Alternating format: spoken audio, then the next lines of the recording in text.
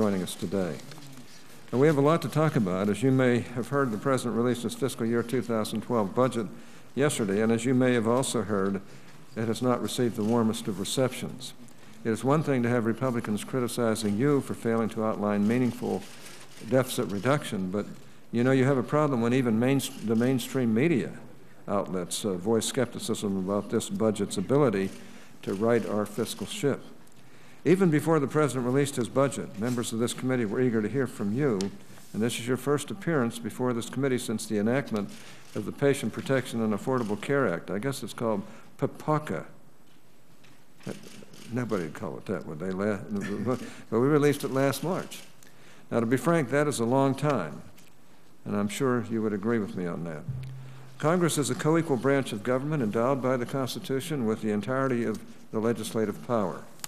And this committee in particular has oversight of your department's operations and application of the laws that we pass. Yet since you were here last year, almost a year ago, your agency has been responsible for thousands of pages of regulations implementing the 2,700-page health care law, with next to no opportunity for public oversight by this committee. We can all agree that the implementation process would have benefited from some careful oversight. The process of implementing the health care bill has at times been chaotic, due in no small part to the decision to delegate so much rulemaking authority to a sprawling federal bureaucracy and the fast tracking of implementation timelines. The result has not been only a rush to promulgate rules, but a need to issue subsequent sub-regulatory guidance in the form of releases, notices, frequently asked questions, and model notice language samples that clarify and revise previously issued rules. Now, I know that many on this committee have questions about both the process and the substance of this implementation process. This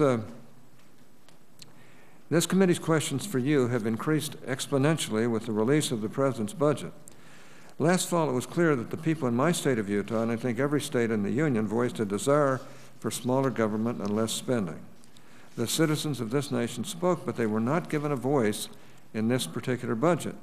The President sent us a budget that promises $1.1 trillion deficit reduction in 10 years, over 10 years.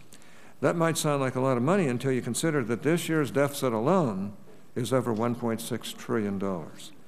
Judging from the reaction of even the mainstream media this morning, I don't think there's any way that that these numbers can be spinned into a good story. So I look forward to a forthright conversation with you today.